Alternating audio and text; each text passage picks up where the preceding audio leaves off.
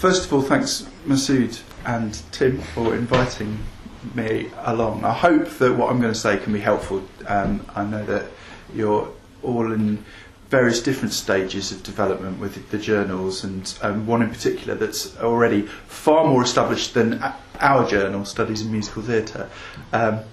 We've been going for 5 years, so it's quite interesting to hear Masood talk about this 5-year cycle, and I think that our experience has certainly been to support the idea that we feel as if we're stable now. We feel as if we've sort of found our footing and we know what we're doing. Of course, there are things that have happened over the last 5 years that we would perhaps do differently were we to do it again.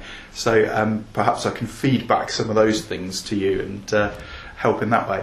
I suppose one of the things that surprised me when we started off was how difficult it is to get articles.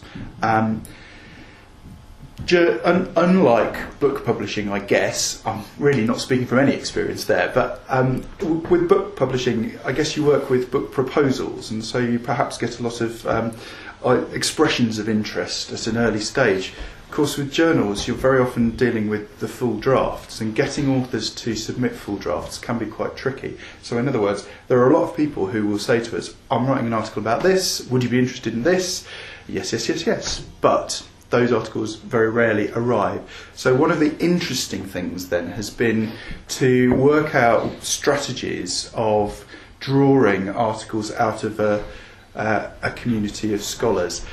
At the same time, you're balancing that with the fact that we and you want your journal to have the integrity of being a peer-reviewed journal that has got some credibility, that the articles are of a good quality and so on. So you want to be selective about the articles that are being published in the end. So there's that sort of weighing up between one thing and the other. And I guess that in those early stages of establishing the journal, where you haven't yet made your name, where people are possibly a little bit suspicious of who you are, where you've come from, what your pedigree is, that this is really the kind of challenge. So one of the considerations, I guess, is that we probably all want to define our niche. You talked about your slice of the sausage. You want to define your niche and make sure that your journal is the top journal in that particular area, because of course you may well be competing, as you've suggested about AI. You might be suggesting with other competing with other journals that have a sort of similar area. I think one of the real ways to do that is to try and create a community. It's easy to say that, but I think it's a different thing to do that. We've all come to these projects of establishing journals because we are aware of a community of scholars working in a particular field, and that there's a gap in the market.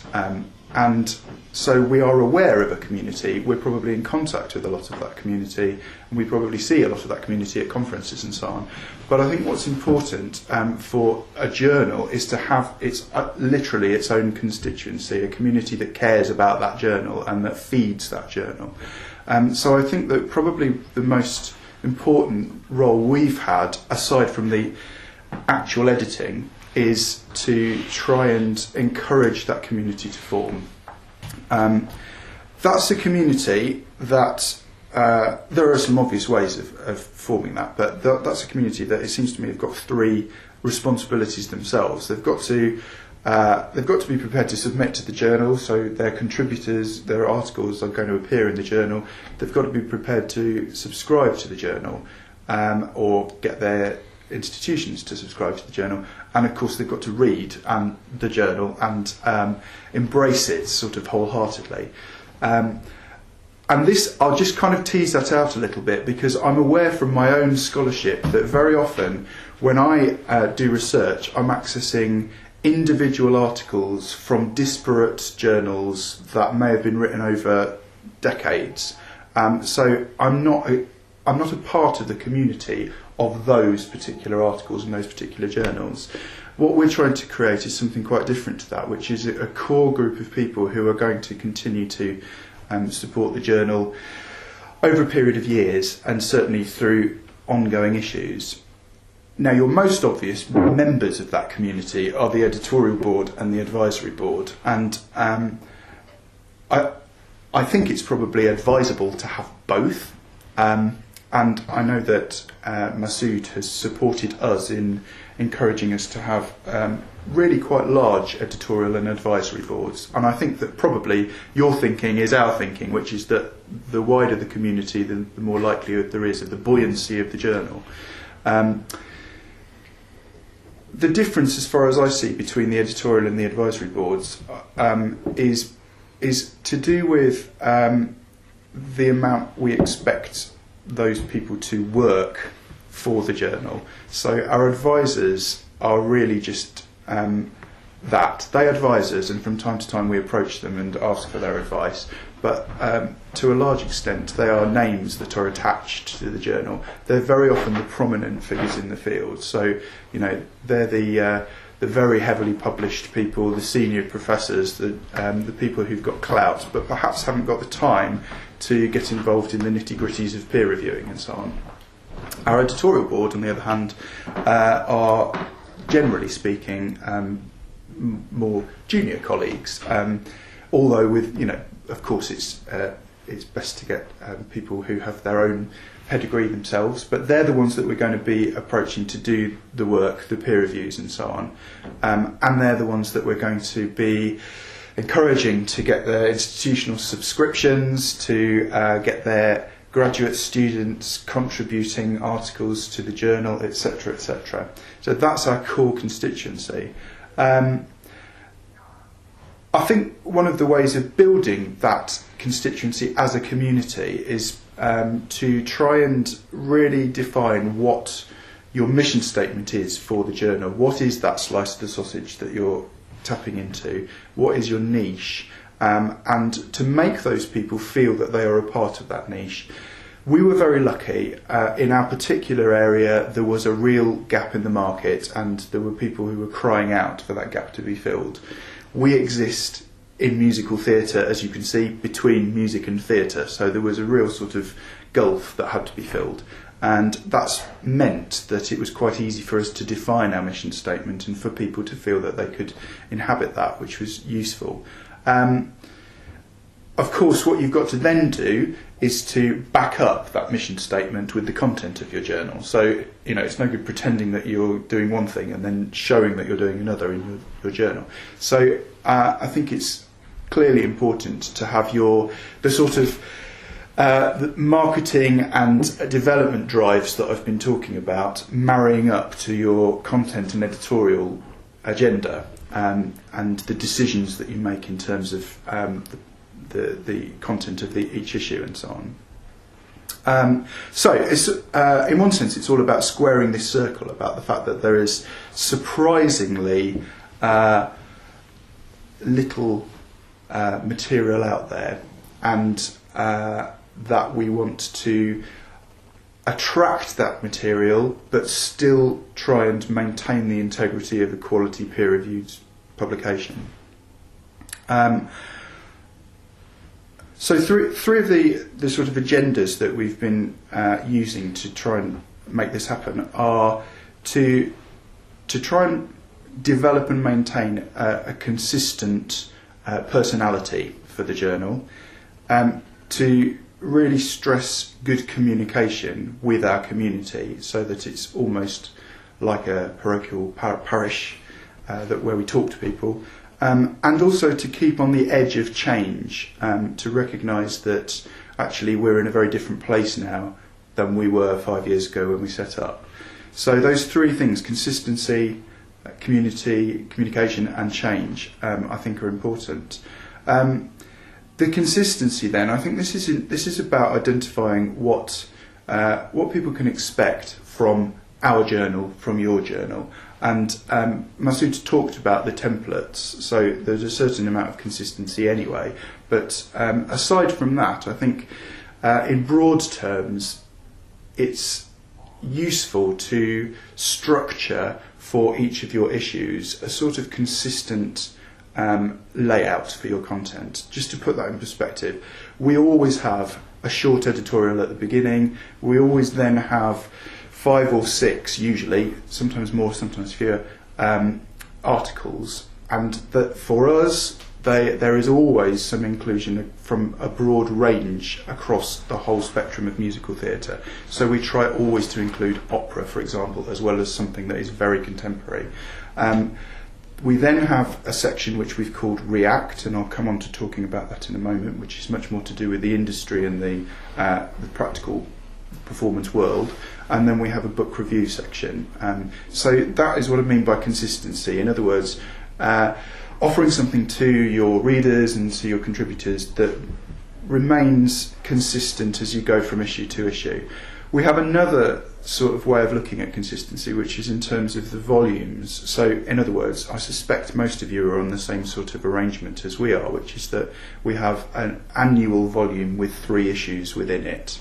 And within that, we've developed over time the idea that the first issue of that volume is always a special themed issue, usually guest edited by other people. The second issue is a more general issue which allows for contributors to submit articles and for that to be edited by us. And the third issue is a sort of hybrid issue which contains both general articles and 3 selected articles that are run from a competition. So, in other words, we have this every year, and our contributors and our readers know that that's what's going to appear in each of the issues. That, I think, has really helped. The second item that I was talking about, communication, well, in a sense this is really obvious, but I think it's easy to let it slip by the wayside. You run into contact with hundreds of people in the course of the various proceedings that you go through, either in terms of your contributors or the people that express interest to you, or in terms of going to conferences and so on. And it's fairly obvious to make a database of these contacts and to keep them informed of things. We send out regular updates, not only calls for papers, which I think it's important to continue to do regularly, but also updating people about the fact that a new issue of the journal has just come out, or the fact that we very often do a sort of a parish mail out which says, have you heard about this conference that's going on in New Zealand? Have you heard about this publication that maybe another publisher are doing? So that we're always communicating. In other words, we remain very visible to our community, and we sort of operate as a bit of a notice board for them. We're also keen to keep reminding our community of those 3 elements: the fact that they need to read the journal, the fact that they need to subscribe, and the fact that they need to contribute, and to thank them for it, because I think it's, in a sense, I come from a theatre background, and in a sense I think editing a journal is a little bit like directing a show. A lot of directing a show is about making your actors feel that they are comfortable and they're doing the right thing and that they're valuable. And this is the same with the community. It's up to us to make them feel that their scholarship is valuable. So that's that element of communication. The third agenda that I talked about was this idea of change, keeping on the cutting edge, and of course that, in a sense, that's the whole point of journal publishing, because it's quite up to the minute, and so it's important to keep abreast of things.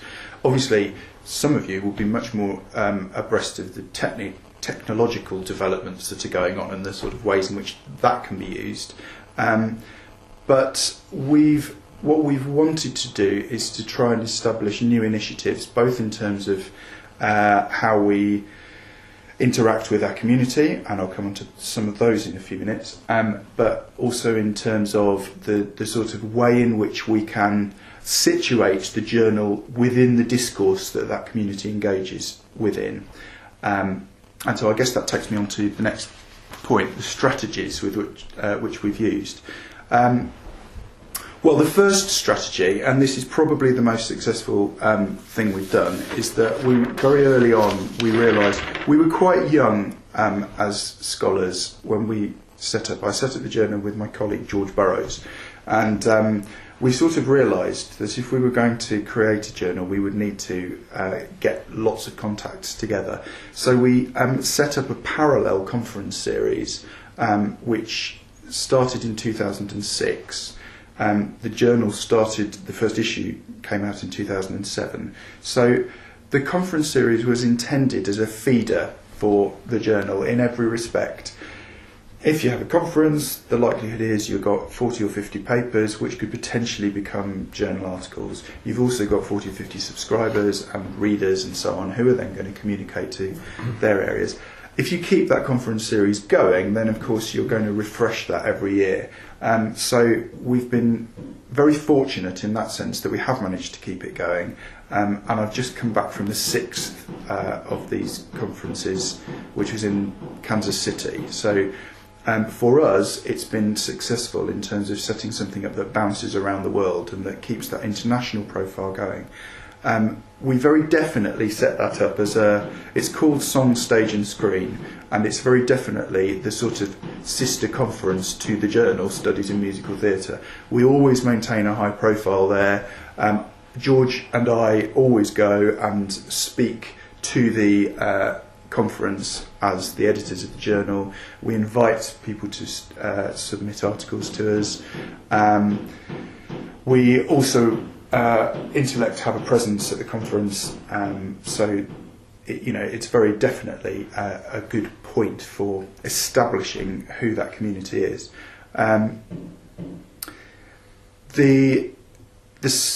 So I can recommend that. I know that there are other links between journals and conferences where they're always in one institution, which I think is absolutely fine. And if you have the means and the wherewithal to support that, because of course there's a sort of certain financial implication, then that's absolutely great. For us, it's been useful to bounce it around and just to offer that to other people. It kind of gives them a lot of agency in terms of the feeling that the conference organisers are a part of the kind of community that organised the journal as well.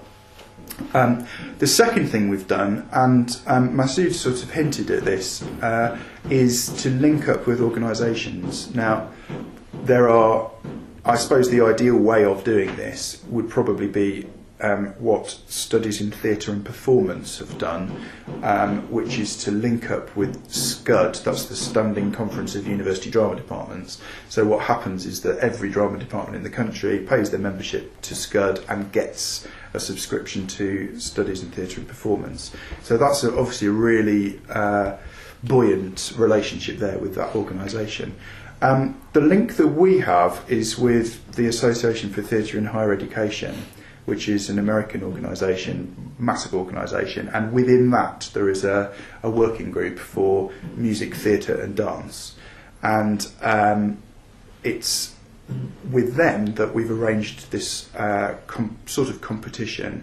I won't go into all the details of it now, but it generates 3 prize winners who have written, they're generally postgraduate students who have written shorter articles, and the arrangement is that that's all managed by the Association for Theatre in Higher Education. So they judge these essays, they edit them effectively, and then we publish those 3 essays with a sort of a sort of sub-editorial that comes halfway through the journal and says this is where these essays have come from. That's very useful to us, of course, because not only does it mean we've then got profile at that set of conferences, but we've also got a sort of guaranteed content for issue 0.3 of each year, and so that's been useful in many ways. Another strategy that we've used is to develop special issues, and we do this again every year as the first issue of the volume, whereby we invite people to propose special issues on a very defined area of study. The most recent one we had out, 5.1, was about the economics of Broadway, so that's a particular niche area. The next one, 6.1, is going to be specifically about the singing voice, and so that's been a good way of identifying a particular theme. And obviously then sometimes we're able to get guest editors who have a particular interest or a particular expertise in that area to develop that special issue. We tend to find that there's about a 2-year run-up to that special issue, so it's something that takes a little bit of organising long term. Rather than the normal sort of run of events is that we have an open call for papers where people can submit at any point to the journal. But for a special issue, of course, there needs to be a sort of cut-off date for those articles to come in. So the call for papers goes out for a very specific time frame, and we tend to encourage that to be about 2 years in advance of when we see the publication happening. Of course, you've got to trust your guest editor in those situations, and handing over the job to a guest editor doesn't mean that we just sit and relax for the whole of that issue. We sort of sit a bit on the shoulders of the editor. We give them free rein in terms of the editorship, in terms of the content of what goes in, but we do keep a close eye on how their management of that editing is going on, and we make sure that we've read and agreed to the final copies that go out. Special issues are useful then, and the final sort of strategy that I'm going to recommend is having special sections within the journal. This is a sort of fairly age-old thing that lots of journals have had: notes and queries sections, book review sections, etc. Our particular the different section that we set up was this thing we called React, with the idea that the industry, the musical theatre practitioners, could actually contribute and write for us. Now that's been interesting because it's been the part of our journal that has struggled the most, and it's made us realise that practitioners are practitioners because they want to practice, not because they want to write. So actually they don't tend to contribute as much as we had anticipated. We've gone through various thoughts about how we can remodel that, encouraging, for example, and how am I going to phrase this? Encouraging things like interviews with prominent practitioners in the field, encouraging at times themed performance reviews. What we're trying to do with that section is to make it more accessible to the industry. In other words, you've not got densely theoretical scholarly articles, but still maintain a level of critical integrity so that we don't turn that bit of the journal into a sort of fanzine. That's again a difficult juggling act, and one of our ways of supervising that is to try and get in a sort of special editor for that section of the journal. So in other words, we quite happily farm out responsibility to other people for our special issues, for our special sections, for this competition editing. We're very happy for other people to take on that role, and I think that in a sense this is a kind of important consideration with any journal. The journals are there not as vanity projects for us, but as a forum for the community to contribute, to talk, to discuss, and so on. And I think it's just as important to allow members of that community to take the sort of editorial roles as it is to simply be the contributors. So, okay, I'm going to move on and just talk a little bit about the process of soliciting articles, dealing with articles, peer reviewing, and so on. I think that the first thing to say here is that our policy, and I think the policy of quite a lot of the intellect editors, is to be quite embracive of new scholarship. So in other words, we certainly don't have any issues with postgraduate students submitting, or indeed anyone submitting articles. They go through the same process of rigour in terms of peer review, but we certainly don't obstruct anyone. When we have articles submitted, in general, we're favourable. We want to publish good articles. And again, there's a sort of theatre analogy here, that as a theatre director, when I'm auditioning for a show, I want the right person to walk through the door. So I'm not hostile to people when I'm auditioning. And this is the same with the articles that are submitted to us. We want good articles, so we're not hostile to the articles we receive. Sometimes, of course, they are inappropriate, and that could be due to the sort of the critical tone they take. It could be due to issues of Masood mentioned copyright and defamation and legality and those sort of things. It could be just the fact that an article that's been submitted is too populist, perhaps too journalistic. And so, of course, we have to make decisions. We have to go through that peer review process, but we are very embracive.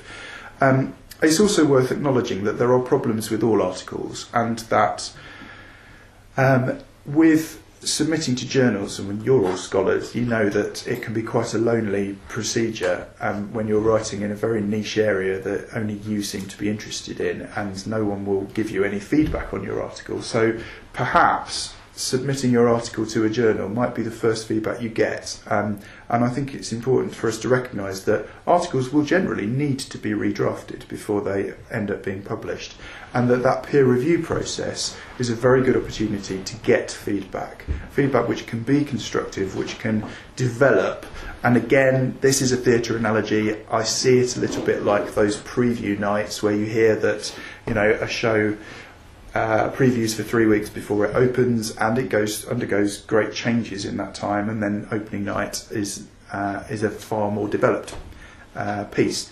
That's exactly true of the articles as well.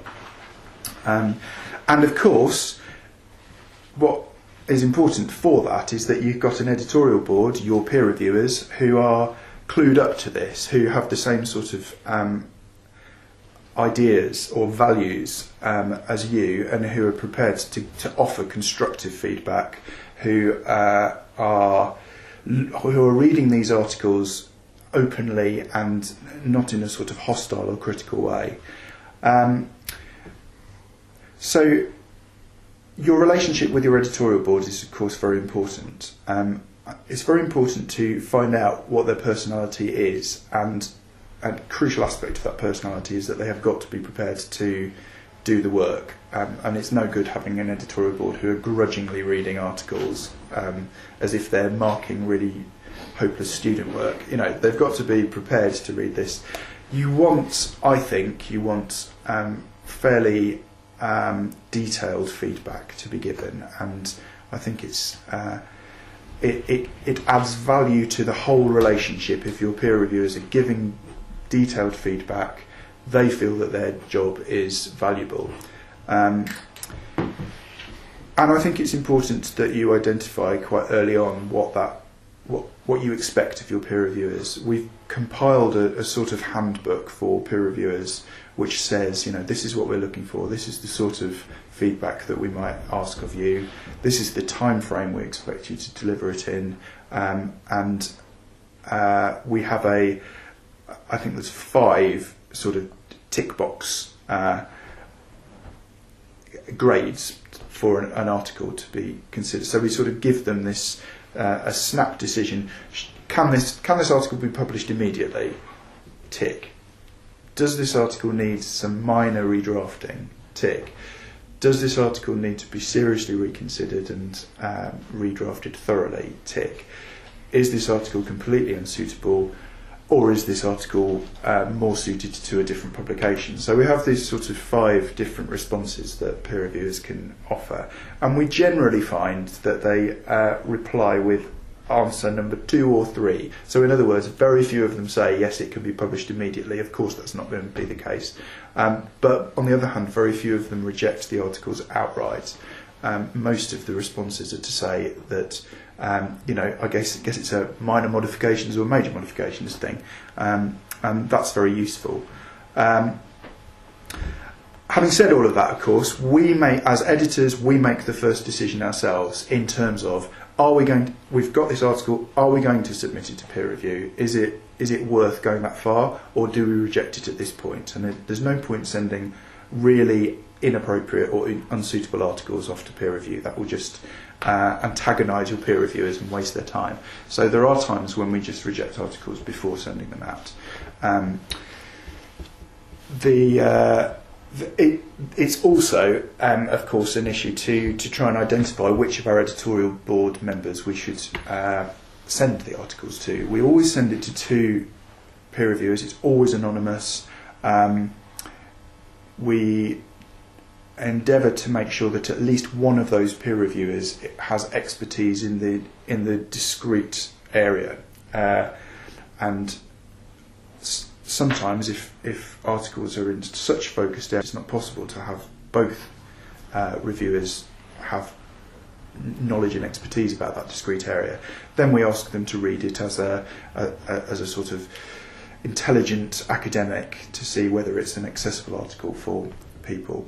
I'll give an example of that because I'm aware that it's a little bit sort of in the air without tying it down to something. We recently had an article that came in which was about Beijing opera, and as you can imagine, we don't have a Beijing opera specialist on our editorial board. So, of course, that presented a little bit of a problem because most people's responses would be, "Oh, I really don't have any knowledge of this." So what we had to do there was to find a particular expert who's not on our editorial board, and we sent the article to that independent specialist for their discipline expertise. But we also sent it to members of our editorial board who would then be able to treat it as an article. So I guess the advice there is to go outside the editorial board if necessary. You need your editorial board to be able to cover your main bases, and for us those main bases are fairly obviously Broadway, American Broadway of the 20th century, but some opera experts, some sort of popular theatre experts, some film musical experts. But of course we do get articles submitted that don't fall within those categories, and so we've got to be able to accommodate those as well. If you need to go outside your editorial board, then do. And as I've already said, Masood is very good at allowing us to modify our editorial board, to enlarge it, expand it and so on. Particularly if we come across people who are particularly good in that process, then we might recruit them. And the final thing to say, I think, about this whole process is that it's really useful to give specific dates to everybody involved. If you simply ask someone to peer review something and are very vague with it, it tends never to come back, or to come back so late that it's really not useful. So specific dates is very useful. I think, of course, you have to sort of work out your own time frame for this, but I think that it's usual to expect a sort of 6-week turnaround from when you receive the article to when you're trying to get back to your author with the peer review responses. Of course, there are times of year when that's not quite as easy to manage. So the rewriting process then, which, as I've suggested, there tends to be a rewriting process for most of the articles that are submitted. We send our feedback back to the authors, usually unadulterated. I will usually copy and paste the feedback that we've received onto a separate document so that it's anonymous, and I will send it as it is. Here's your first peer review, here's your second peer review. The only slight exceptions I'll make to that is if I feel that the peer review is hostile or really insulting, then I'll kind of doctor it to take out anything that is unsuitable. But I feel that it's rather than me kind of modifying what the peer reviewers are saying, I think it's just as important for the authors to hear it from the horse's mouth, as it were, and to get the feedback straight.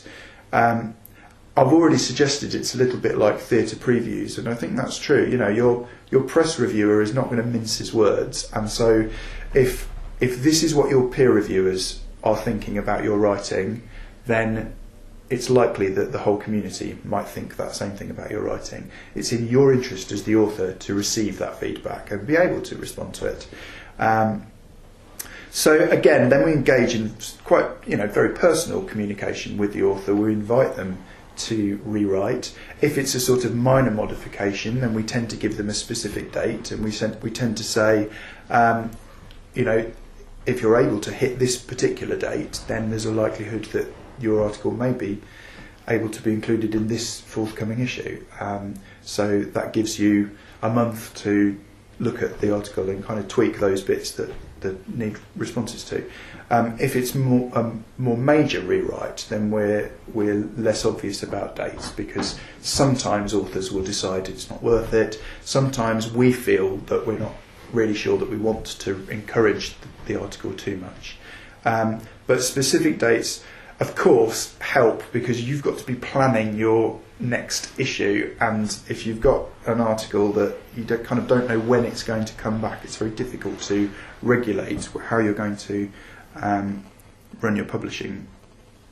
It's probably also worth saying that this idea of communicating in person with the authors, I think, is really important. It's about this maintaining the community, being very personable, making them feel important. But it's also about engaging them in the whole process of your decision making. So, for example, you might have an article that you see will sit very nicely next to another article that you've already got in the bag, and so sometimes actually having that conversation with the contributor can be useful, and say, we realise that this is going to really push you for time, but if you're able to hit this next issue, then there is another article on The Sound of Music that sort of speaks very nicely to your article, and of course they will be intrigued and excited by that opportunity. So it is worth engaging authors in that sort of dialogue.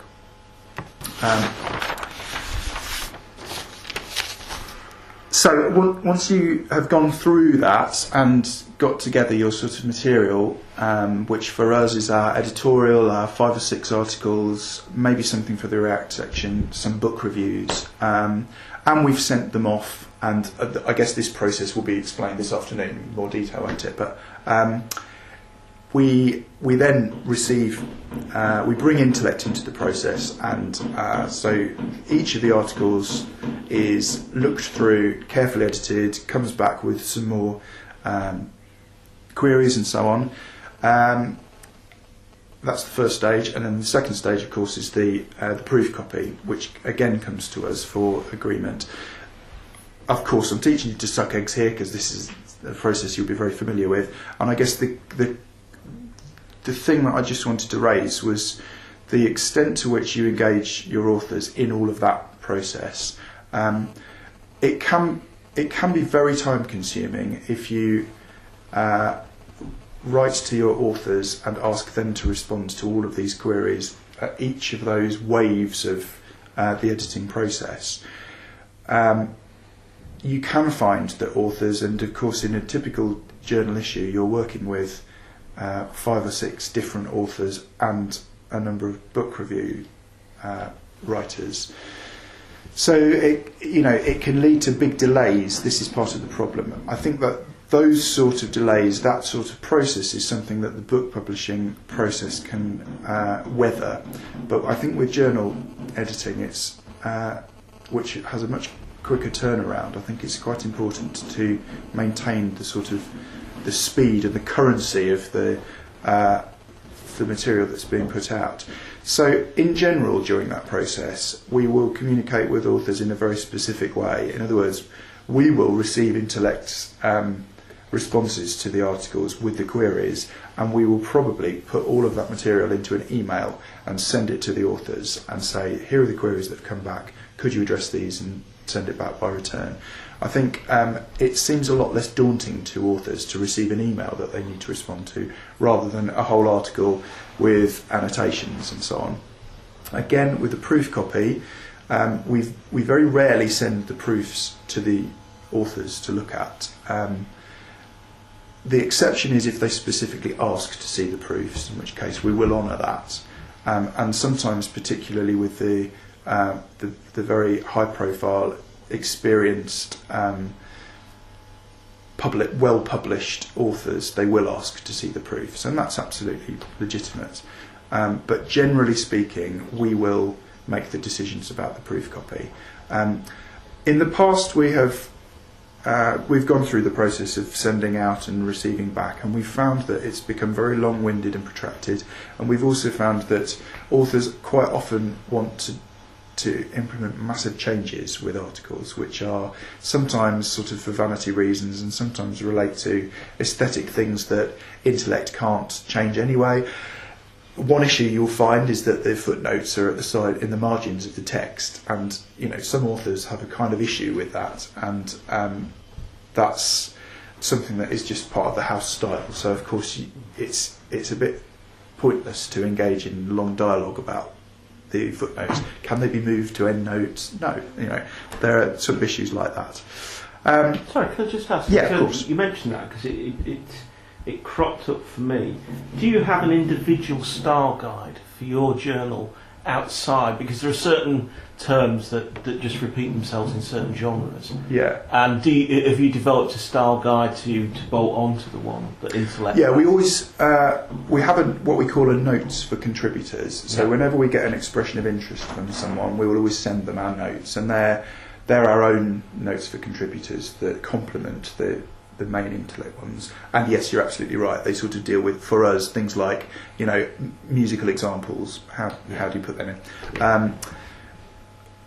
So yes, in the front of in the kind of inside cover of the journal as well, we've kind of replicated some of those bespoke things. Yeah.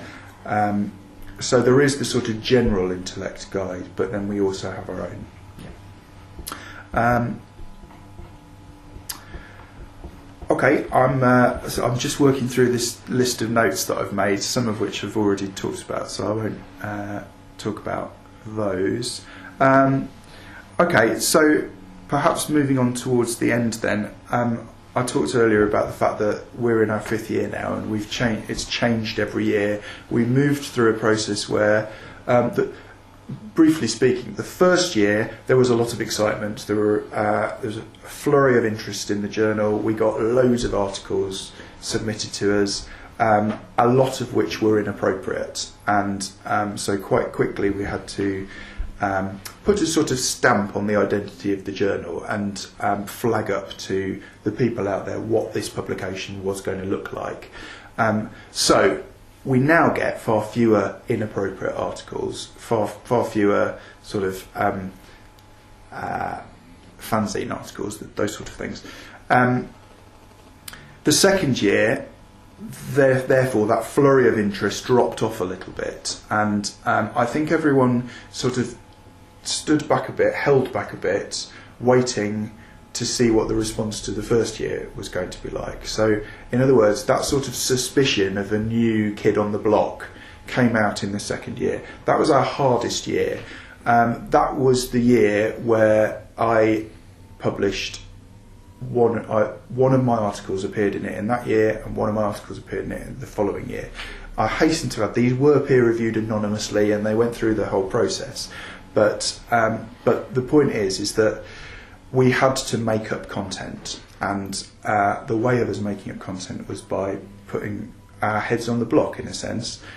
We also felt quite strongly, and we were very wary of the idea of vanity publishing at the same time, but we also felt quite strongly that if we're not prepared to publish in our own journal, then how can we expect other people to? And so I think that, in a sense, this was in moderation. I think that that's a kind of shrewd and important thing to do, to be prepared to put your articles in the issue. Of course, it might not count quite so strongly towards an RAF submission, but nevertheless. Then, as we moved into the third year, we had been able to, by that time, implement some of these things like the special issues that had guest editors, which had that sort of 2-year cycle. So we began to feel that the pressure eased a little bit on us, because we were able to spread our net a little bit in terms of the other editors. That was really useful. The fourth year we went through a bit of a hiccup, I suppose. We had we had a bit of an issue with some of our contributors, and that put a delay on proceedings. It wasn't something that was insurmountable. It meant that really our role as general overseers of the whole publication was